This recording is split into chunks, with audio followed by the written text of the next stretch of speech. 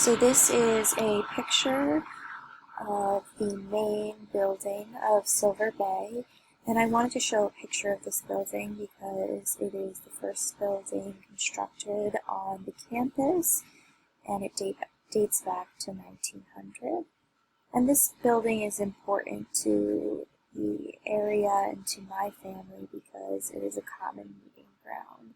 Since there is very little cell phone service at Silver Bay and in Lake George in general, a common thing you can say to family and friends throughout the day is, "Oh, I'm going off to kayak, but I'll meet you on the porch before dinner."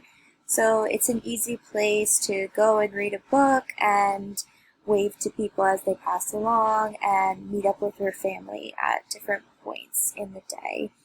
And of course, on the porch, they have these wonderful Adirondack chairs, which are so popular in the Adirondacks. Very, very comfortable.